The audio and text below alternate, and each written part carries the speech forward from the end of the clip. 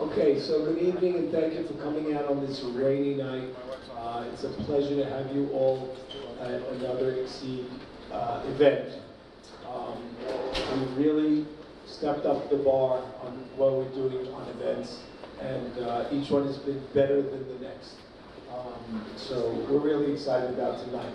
Before we start, I just want to give you a little heads up about what Exceed has been doing the last year, more so than previously, and where we're spending our time, energy, and focus so you could come to us or we could work together to make it better. Whatever it is that you're doing, we're here to help. Don't be shy. We have resources, we have people. So whatever the level of help you think you need, we have, like I said, we have the resources, we have people in the community that can come and help and coach and guide you for whatever your need might be. So there's four silos of business, or four silos that we look at with Exceed. And basically, I'll walk you through them. They're up on the screen. The first thing is advice and guidance. And basically, that's really what we're all about and where we started. Where if you have a new startup or a business that you're having a hard time with, or an industry that's new to you, and you need help, well, we have people that we could put with you, what we call coaches or partners. We usually put 2 per company. This way you could get different perspectives. And basically, it's like a free consultant. So if I told you, I want to get you a consultant for your business because you're having issues or you don't have anyone to go to, you'd have to pay for that. So we're in the position where we give you that at no cost. So it's almost crazy not to use it. So we're here. Reach out to me, Harry, Alan, Rafi, Irwin, any one of us. We'll give you a card, we'll get set up, and we'll do that. The other thing we're doing is, within WeWork, because our office is in WeWork, is we have an incubator program where we have, I don't know, about 18 spots, something like that. And with the ability to grow, we have about 12 of them taken. Eli Yadid is running that, and he's doing a great job, and he's kind of dealing with who comes in and curating them and make sure that the fit and the culture of the group is cool and right and help each other and works well. So that's kind of where the incubator is. And of course, we have someone in there, Natalie, and she basically works with the people in the incubator to make sure that they're doing it right and kind of coaches them along the way.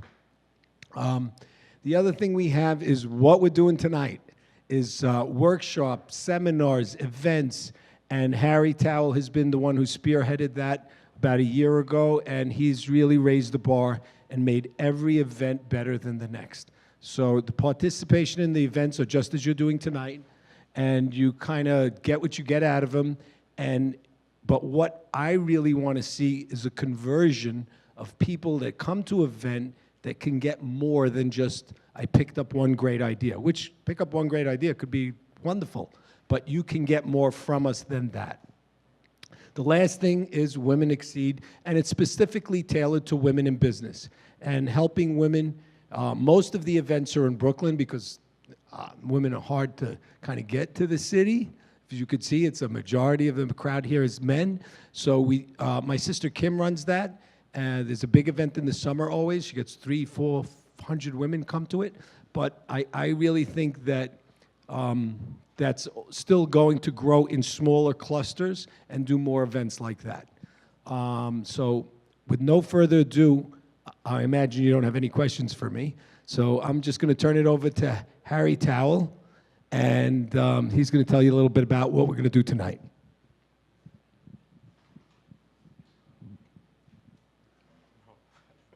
Actually, I'm just going to introduce Charlie.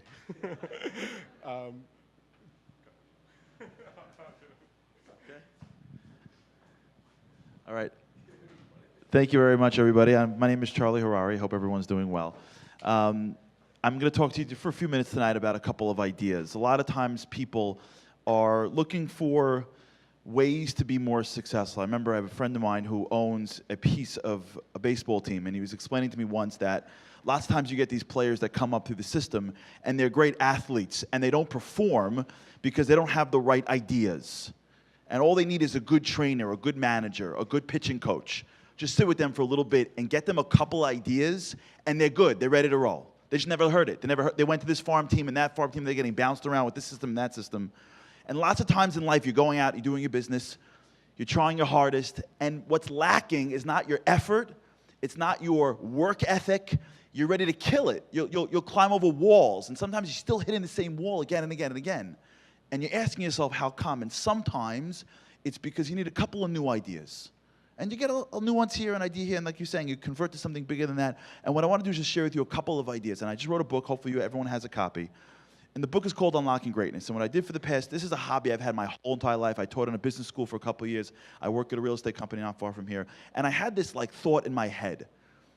What is it that makes people great? Like, what is it? It's like, it's almost unfair that some people are born great, some people have to live their life not being great. It can't be.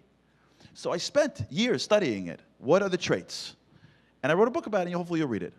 And I went through dozens of interviews. I went through dozens of podcasting and biographies to try to pick out what is it that makes some people more successful, so to speak, more great than others.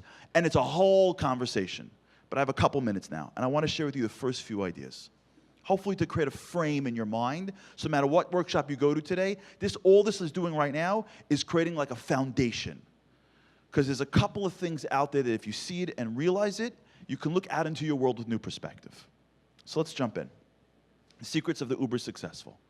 I want to begin with a small little college in Boston called Harvard University.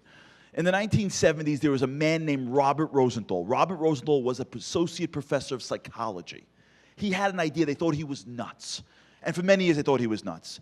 And nobody would even allow him to practice his idea. So what happened is he flew across the country to California, and he teamed up with a woman named Lenore Jacobson. They went to a school, an elementary school, the Oak School. And he walks in on the first day of the semester. He calls all the teachers into the room. And he says, okay, everybody, you're going to be part of the future of education. This is the 1970s. They go, okay, what? They go, I'm from Harvard. They're like, well, thank you for being in our presence. He's like, you're welcome. And in Harvard, we developed a test that's going to test for what he calls blooming intelligence.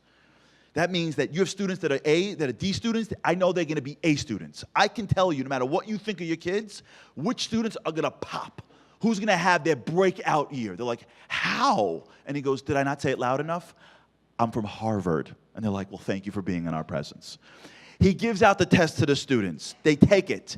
He puts it in, and he starts looking at the test. And what he didn't tell them, the one thing he left out in the conversation, was that the test that he was giving them, he made the whole thing up. He went in, he randomly picked some questions, and he put it onto a test. If I would do it, I'd go to jail. He does it, and he gets tenured. That's what happens when you're from Harvard. They take the test. He takes the students, and he randomly picks students, just like a dart. Calls the teachers back in the room and goes, okay, everybody, I'm about to unveil the kids that did the best for blooming intelligence. And they're like, we can't wait. Boom. And he lists a bunch of students that he knows he picked out of a hat. And then he leaves for the year. He comes back at the end of the year, and he goes, I want to see test scores. English scores, top 6 kids in the class. All right, English is subjective. Maybe she's marking tests and she's going, listen, the kid can't write, but the Harvard guy thinks he's smart. Maybe I'm the dumb one. A. Could happen. Math's subjective. Either you could divide or you can't divide. Top kids in the class. Then he gives them an IQ test. You guys remember the IQ test? Remember when that you're in the house and the lady comes over with like the blocks and the flip charts, right? And your mom's like so nervous. My mother's in the corner like, forget about it. After 2 minutes, she's like, how did my Charlie do? And she's like, do you have any other kids?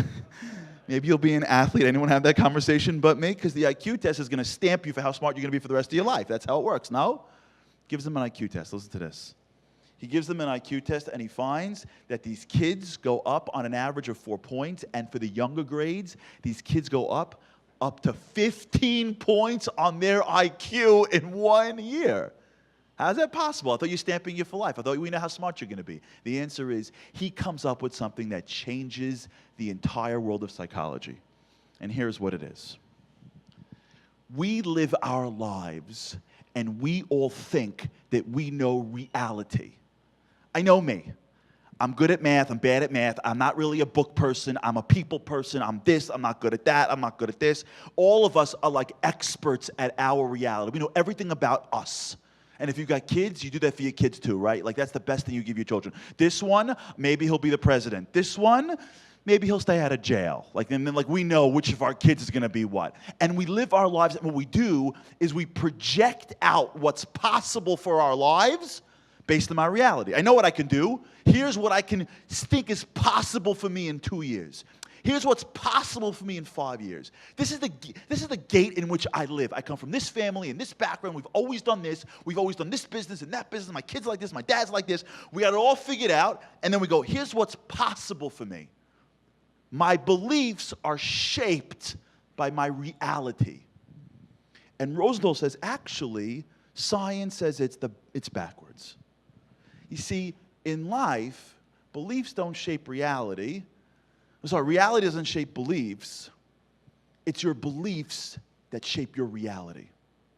You don't sit around and go, I know who I am, and then project what's possible, what you believe to happen. The way it works is your beliefs are what's shaping your current reality right now. Right now, your days, your future is being shaped not by what's in front of you, but your beliefs of what's in front of you. Those kids weren't any smarter than other kids. He randomly picked them. How in the world did they do better in their scholastics? How'd they know math better? How'd they know how to write better? How'd they know how to score more points on an IQ test? Because those kids had some teacher mistakenly think they were smarter than they were. And every single one of us has a little bit of a piece inside. They didn't become Einstein. They didn't cure cancer. But every one of us has one little gap in our lives, where we live and where we could live. And when you go to bed at night and you go, I should be more, that feeling you have called hunger, when you get that feeling of dissatisfaction, you know where a lot of that comes from? Is that deep down you know, I don't know, I think I'm more. And the gap of where you are and where you could be is shaped by your beliefs. Because your beliefs actually change your reality. How? Let's go a little further. Down the hall from Rosenthal, a couple years later, was a woman named Ellen Langer. Ellen Langer said, whatever you could do, I could do better. And Ellen said, listen, you think the mind is cool? You think the brain can change things? Cool. I'm going to show you how crazy it can actually be. She went around and she took men in their 80s. And she put them in a hotel. Oh, so men 75 years old. She put them in a hotel. Here's what she did. She put them in 2 groups. Every single one of the men, they took pictures and they did age-related tests. So they tested them for joint dexterity, for hearing, for eyesight, for arthritis, whatever happens to you when you get older. She splits them into 2 groups. Group number 1, she puts in a hotel. They sit around and they complain and they fetch and they remember the good old days when politicians never lied and all the kids had respect and everything was perfect and before the internet, and they sat around for a couple of days and they went home, and then she gave them all the tests, and basically the way they came in is the way they went out. The joint dexterity, the hair loss, the memory, basically the same. Then she took other 75-year-olds, listen to this, and she put them in an inn. She took a monastery in New Hampshire and she converted it to being basically 20 years earlier. She changed the wallpapers. She brought in the wooden TV. They're watching Dick Van Dyke. They're talking about giants, cults. They're worried about Russia and the nuclear bomb. And you weren't allowed to say anything that happened from 20 years earlier. You had to live in like a time machine for a week. Literally walked around as if they were 20 years younger, and they spoke to politics, they spoke to sports, everything they saw. They walk in, they test them, they walk out, and she tests them for every single age-related symptom, and she finds that every single guy that walks into that zone and comes out, every age-related symptom either stopped or reversed. Their memory got better. Their eyesight got better. They looked younger. She took pictures of them, and she gave them to her students, and they couldn't pick out half the guys. How's that possible? Either you're getting older, or you're not getting older. And the answer is not so simple. Your brain knows it's time to get older. And when your brain says, wait a second, we're going backwards, it impacts your body. The brain that you have impacts not only whether you can do well on a test, it impacts how you age, impacts what you see. I'll do one more study and then I'll move on, because I can do this all day long. I did this for a semester. Look at this. Anyone remember this one? Anyone with glasses remember this? Remember like when you're in 4th grade and it's not cool to get glasses and you went to this thing and you're like, oh shoot, I can't fail. This is the worst thing in the world. You can fail your LSATs. You can fail anything. You fail your driver's test. You can't fail this because then you end up having those glasses. So you go in. I remember when I was young, I'm like A, and the guy's like, no, I'm like, please don't tell my mom. How much is it going to cost me? He's like, yeah, you need glasses.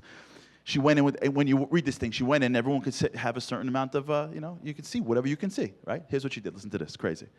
She went to a program called ROTC. ROTC is when you go to college, you can take a track to put you in the Army. Guys that are ready to be trained to be in the Army. She asked the guys, who wants to be a pilot? And everyone's like, me. She pulls the guys out. She gives them a test. And they get to a certain level where they can't see well enough to be a pilot. So she walks up to us, listen, we're doing a governmental test. We want you to stimulate being a pilot. What do pilots all have? Great vision, right? You're not going Mach 5 with goggles. It doesn't work that way. These guys didn't have good enough vision, but it didn't matter. She walked in, and she gave them jumpsuits, and she put them in cockpits, and she had the whole thing like a real airplane. And as they're walking in, she knew exactly what line they couldn't read to. If they all failed this line, she put in the airplanes next to them the exact same size of that line. In the cockpit, with the uniform, she goes to the guys, can you just, before we start, just tell me the serial number of the plane next to you, the exact same size letter that they couldn't read an hour ago in the lab? And guess what happens? One by one, they read the letters. How is that possible? Can you read it or can't you read it? And the answer is, it's not so simple.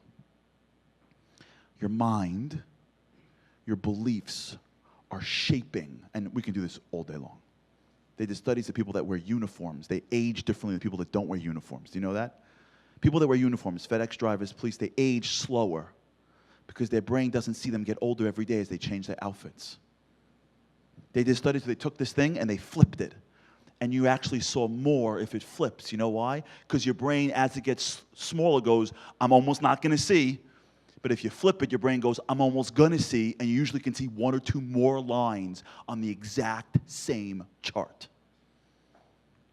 You want to know what makes some people great? I got to tell you something. If they're doing all this research, I'm going to tell it to you. I was looking for the magic bullet. You want to see the difference between the connection between the guys that are, women that are successful across the board? I don't just mean successful in dollars. I mean successful in life. I'm looking, is it your background? Maybe the people that come from a tough background with parents that don't take care of them, and then no. For every person that's got the best parents in the world, there's someone out there that's living in the worst situation and they're killing it. Maybe it's because of brains. Maybe you got to be this smart. For every person, by the way, that's got the best GPA, there's someone that can't read and write. Maybe it's you come from this economic background. There's no thing that connects great people except for one thing. When you go through the research, every person that achieved success had a sense that their most valuable asset that they have is not their hands, and it's not the market, and it's not their history, and it's not the family, and it's not the bank account. Their most valuable asset is right here. And when you have that mind and you work that mind, you know you're invincible, because guess what? That's how it really works. But let's go deeper now, because I don't have you for that long. I want to take you deeper as far till they kick me out. I want to take you deeper. Hold on. Okay, I'm almost done. I got a couple more minutes. I want to just continue to take you deeper, and then maybe we'll do this more another time. Okay, how does this work? How? So the one way is how the strength you have, but I want to get into it.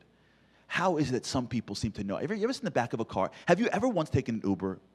I've never seen a Syrian guy once take an Uber and be like, I didn't think it. I'm okay with him coming up with this idea. Like, it's a good idea. Every single time I send an Uber, I'm thinking, like, why didn't I think of Uber? I've never once taken an Uber being like, I never got out of the car being like, I'm so happy for Travis Clatton. Well, now forget it, but I'm so happy for Uber. I'm like, why didn't I think of this? This is ridiculous. It's the easiest idea in the world. Every time I hear a valuation of another B, I'm thinking, how come some people seem to have all the ideas?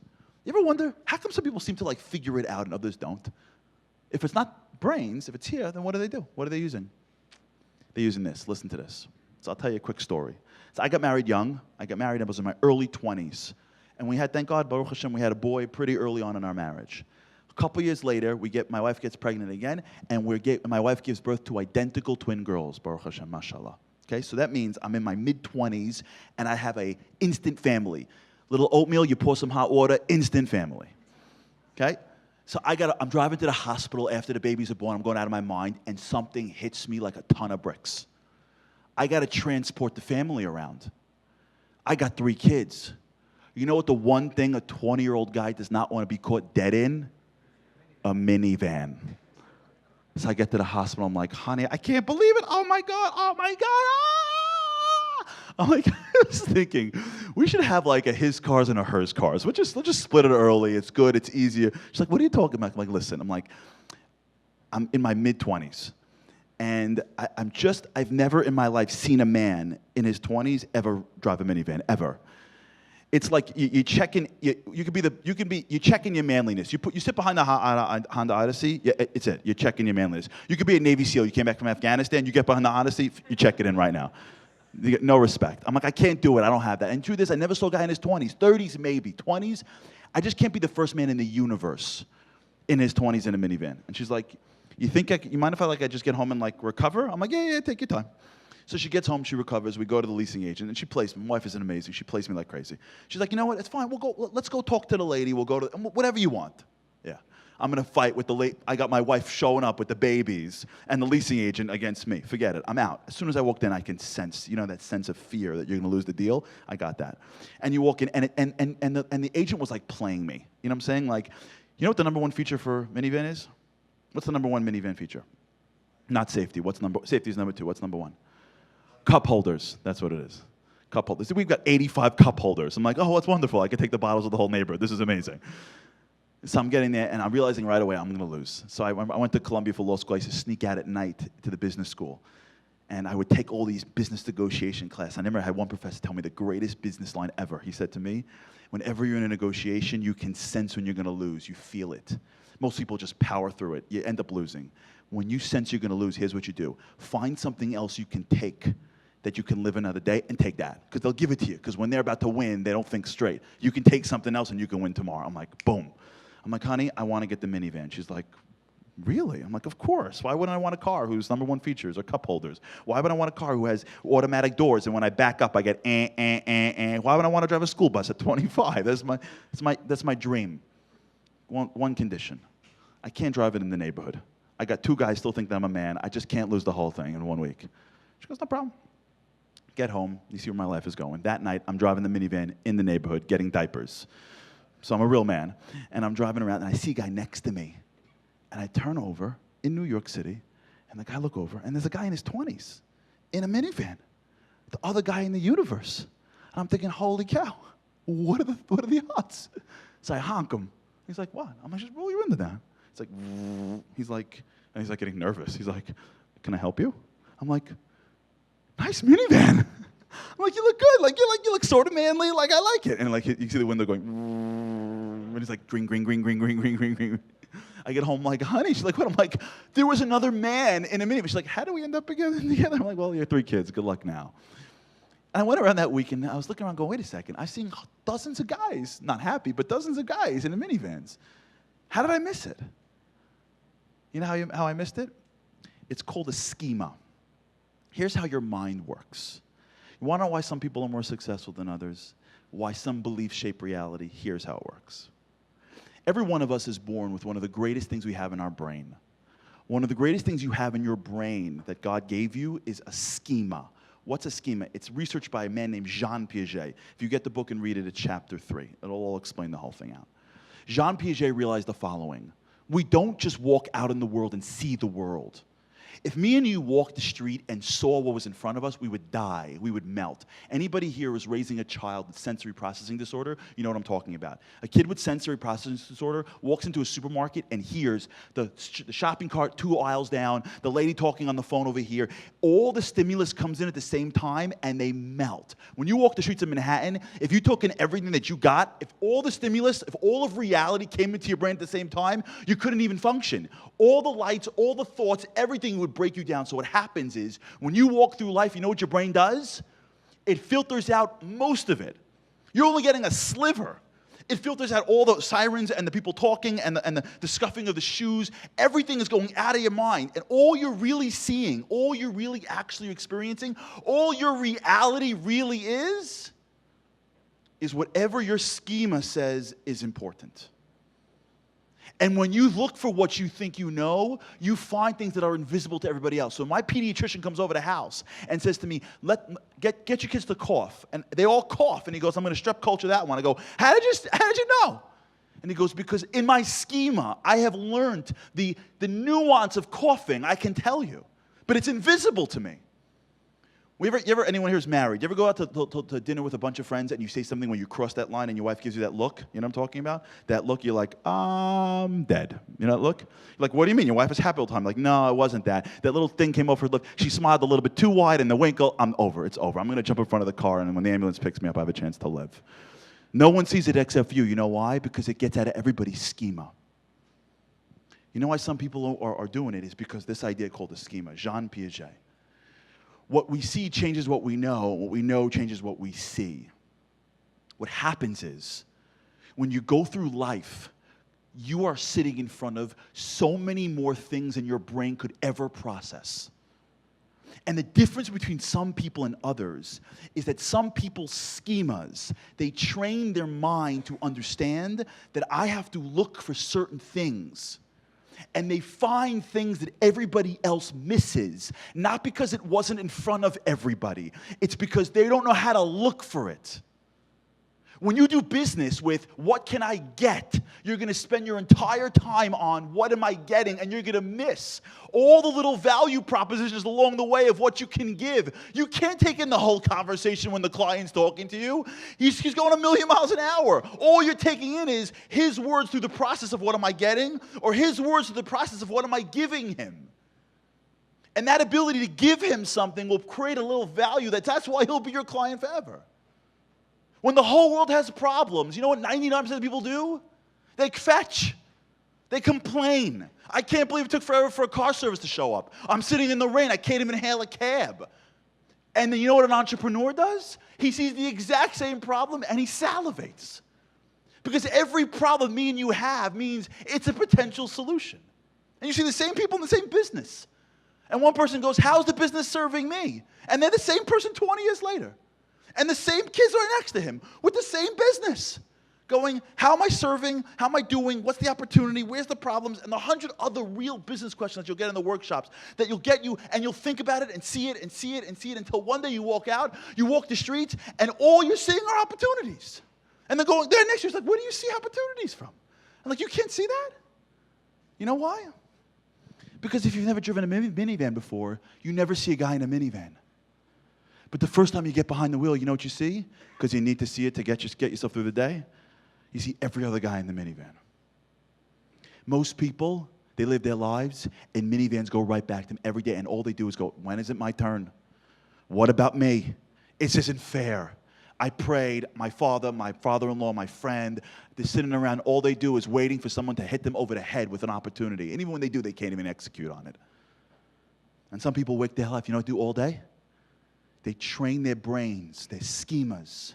Beliefs shape their reality. They understand that what they have in life is what they're seeing in life. And they train their brains to see things that nobody else sees. Anyone here is raising kids, you know what I mean? That kid comes down the stairs and you go, how's your day, honey? She says, fine. Everyone goes, okay. And you go, I know it's not fine.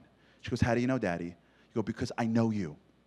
And I care about you. And the word fine had a little bit of a twist. I can pick up what most people think are invisible.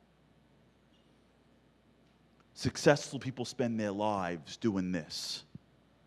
They see the world through a tiny prism, and they kill themselves for that prism. You know what the most important part of your life is? This, your schema. Every time you walk into a room and you feel negative, you know what that is? That's just not enough strength of your schema. When you walk into a room and you come out, and you miss opportunities, you go back and go, where did I miss? It's like a baseball player looking at a fastball. How did I miss it? Where did it come from? I'm making sure next time I get in this room, I don't want to be thrown here because I'm going to miss it here. With success, and by the way, you look at successful people in life, most people that have achieved real success, the way it works is they have an idea and the whole world thinks they're nuts. Albert Einstein says if your idea is not absurd, it has no hope. You think everybody cheered for Albert Einstein or for the state of Israel or for anything else in the world that matters? But your schema says, no, no, no, no. I'm not just taking a risk. I see things that people aren't seeing because I'm looking for things that no one's looking for. And I can tell you this is an opportunity. How do you do it? 3 quick things. I only got 6 minutes. I'm going to run them by you. If you want to get the slides, speak to Harry. He'll send you the slides. You want to read the book, it's in the book. It's all good. 3 quick things. Let's roll. Number 1, vision. One of the most underutilized things that we have in our brains, one of the greatest gifts we have outside schema that God has given us in our brain is what we call vision. It's amazing if you think about it. You know that liver ice cream is going to taste terrible. You never have to actually try it. How come? Because you're given this skill in your brain to see things that don't currently exist. When Roy Disney went to Walt Disney, when Walt Disney opened up in Florida, Orlando, Walt had died. When the theme park opened up in Florida, Walt was already dead. They said to Roy Disney, it's a shame that Walt never saw it. And Roy Disney said, what, you crazy? He's seen every single ride before, years ago. You want to know how people make changes? I do this with some of our clients. We advise companies. Whenever there's a difficult change, the reason why most people can't get out of their way is because they never use the faculty of visualization. Not for now. There's a whole story with the Navy SEALs. They couldn't pass the last test. The last test in the SEALs, you had to go underwater and stay underwater for a couple of minutes. That's it. Imagine being a Navy SEAL. Your last test, all you got to do is they give you the thing. Just go underwater and hang out underwater with a little thing, oxygen mask, and that's it. But here's what they don't tell the SEAls. After they jump in, their instructors jump in after them, and they harass them. They punch them in the gut. They whip off their thing. They tie it in knots, and they swim to the top. Now, these SEAls know all they got to do is stay underground. Just put the thing back on. But they're so panicked on the water that they all swim to the top. Navy SEAls had a problem. These are good guys. They should be good SEAls. I can't fail people, and we can't lower our standards. So they hired psychologists. You know what the psychologists did? They put them in a room away from the pool. And in their brain, they had them, Navy SEAls, sitting in a classroom, closing their eyes. And I said, I want you to visualize being in the pool. And they're like, come on. Like, come on. And they visualized in their heads jumping in the pool. And I want you to visualize being on the water. And they visualize, and they go, I want you to visualize something punching you in the gut and ripping off your mask. And I want you to visualize just staying calm the whole way through. It's going to pass. Don't panic. They did the visualization test on the SEALs, on the Navy SEAls, and passing rates went up from 25 to 33%. Because some of the greatest problems we have, we can solve if you just take a minute and you could visualize the ideal. We're scared to visualize because you know where imagination ends? When you're in the 1st grade. Sophisticated people don't imagine. Only kids imagine. But the most sophisticated people of all time spend most of their time imagining.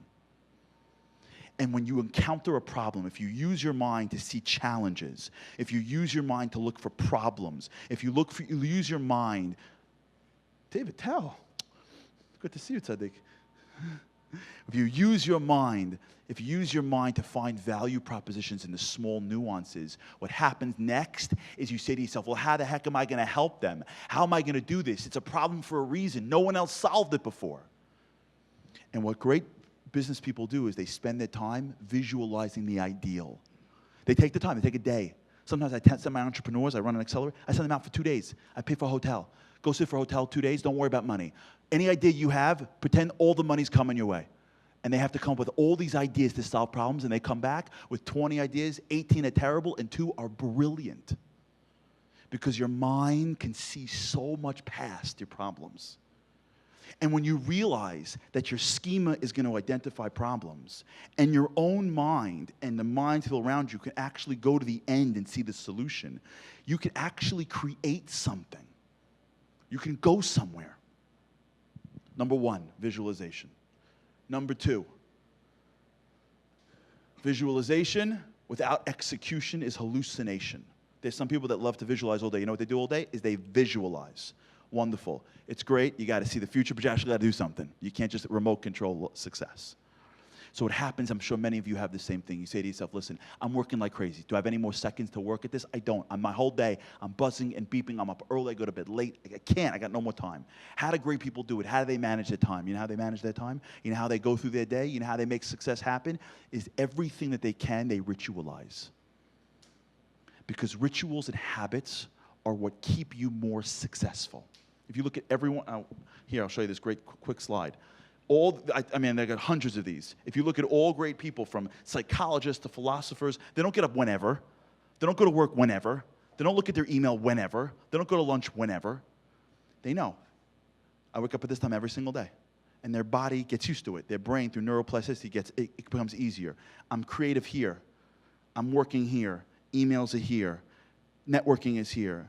And when you have a ritual every day, you get better at your hours, and then you get more accomplished. One of the greatest mistakes we make in life is that we think that multitasking is cool.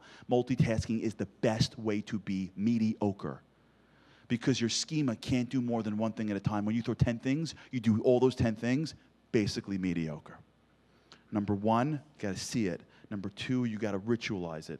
And number three, I'm running because there's a great program for you. Last thing, and with this I'll close, this is the best of all.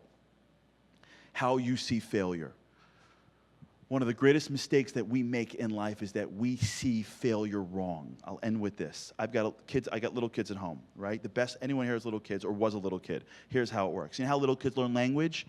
Little kids learn language, they just try. You ever train a little kid? I got my little kid, we're sitting at the breakfast table. My little 1-year-old's like, can I have Cheetos? And everyone's like, Cheetos, hold on, say it again. I'm gonna videotape it and send everybody in the families if they care. And everyone's cheering, he's like so happy, Cheetos. And also my wife goes, Cheerios. And he goes, Cheetos. And the next day he comes to the table and he goes, next month, Cheeros. And I was like, oh, Cheeros. And then my wife goes, Cheerios. You know what happens after a while? He goes, Cheeries, and he rounds out Cheerios. The way your brain works is you do something and it creates what we call a neuroplastic connection. You try. And you know what's going to happen when you try? Anything that's worth anything, you will fail. You know why? Because if you do something right the first time, it wasn't that hard. So your body and your society that tells you got to be successful, and when you watch movies where the guy goes from like couch potato to starting quarterback and mailroom to corner office in like 2 hours with like 3 cool pump-up songs, you're like, I don't sit there, I've been doing this for 15 minutes, 2 years, 5 years. I should be the king of the world. And what's happening is your brain is just learning, and you're seeing learning as failure. And what Anders Ericsson in his research, this, by the way, is the fundamental research that Malcolm Gladwell used in Outliers. When he did his 10,000-hour rule, it wasn't 10,000 hours. It was 10,000 hours of what he calls deliberate practice. Deliberate practice means everything that you do in your life, whenever you see failure, failure is just rounding out your expertise. I failed that meeting. I come back. I'm not going to lick my wounds. I spend a half an hour. Where did I go wrong? How do I round out? How do I go to Cheerios? When you work on your schema, when you live with belief-shaped reality and realize that the opportunities are just, you're missing them unless you work on that schema of yours. When you use your mind to visualization to see things that are beyond what's possible, to start putting ideas together, when you create rituals around your day, and when you see every success as amazing and every single nuance and micro failure as just deliberate practice to rounding out your eventual expertise, you become successful. You become greater, whether the world realizes it or not, whether they pat you on the back or give you the client or not. You do this every day, again and again, and something magical happens. You get good at it. You get good at seeing problems. You get good at coming up with solutions. You get good at sticking through them till you know what you're doing, and you start adding value. And when you add value in places that other people don't add, the market responds, or the community responds. And that, in a tiny little nutshell, is one approach to how people become successful. It is my blessing to all you guys and women that are here, that you live your life realizing the most valuable asset is between your ears. And if you work it through, and hopefully you read the book, you'll see that every one of us has the potential to be truly great. Thank you so much, everybody.